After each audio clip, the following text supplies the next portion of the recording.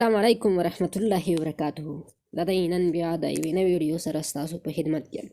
هیله لرم چې روغ او جوړ به یاست. نن غواړم په دې ویډیو کې درته وښیم چې څنګه کولی شو د کاین ماسټر ویډیو لایر پیدا کړو. زیاتو دوستانو پوښتنه کړې وه چې زموږ په کاین ماسټر کې ویډیو لایر نشته، نو هغه څنګه را پیدا کولی شو.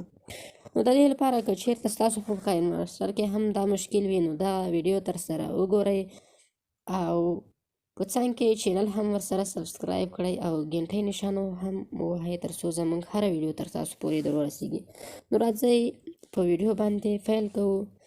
تاسو به کاین ماسټر خلاص کړئ. کله مو چې کاین ماسټر خلاص کړ، دلته به د مثبت علامه باندې کلیک وکړئ.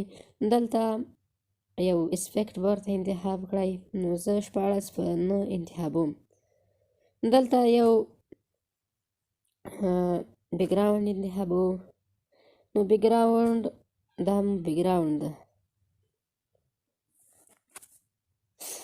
کله مو چې دا انتخاب کړم، نو اوس دلته تاسو وینئ یوازې د ایمیج لایر ده او د ویډیو لایر دلته نشته. نو څنګه کولی شئ چې ویډیو لایر هم را پیدا کړئ؟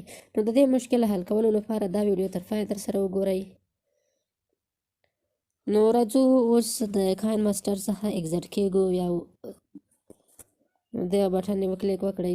کله چې باندې تر ووتئ، نو د کاین ماسټر په سیټینګ یې کلیک وکړئ. کله مو چې په دې باندې کلیک وکړ، دلته درې آپشنې، لومړی درې آپشنې وینئ. نو تاسو په ډیوایس کیپیبلیټي انفارمیشن باندې کلیک وکړئ. کله مو چې په دې باندې کلیک وکړ، نو دا کونج کې درې ټکي په دې باندې کلیک کړئ. دلته به رن انالیسس نو په دې باندې کلیک وکړئ. دلته به هم په رن انالیسس نو باندې کلیک وکړئ. نو لږ صبر کوو تر څو دا پروسس ورسیږي.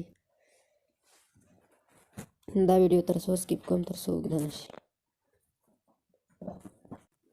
نو دا دی دوستانو پای ته رسېدو په حال کې دی. اوس تاسو راسئ خپل کاین ماسټر ته.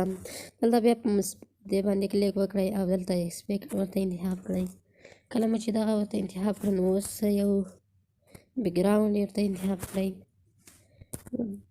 دا د دوستانو ما بیکګراوند ورته انتخاب کړ. نو اوس ګورو چې آیا په رښتیا هم روغ شوی او که نه.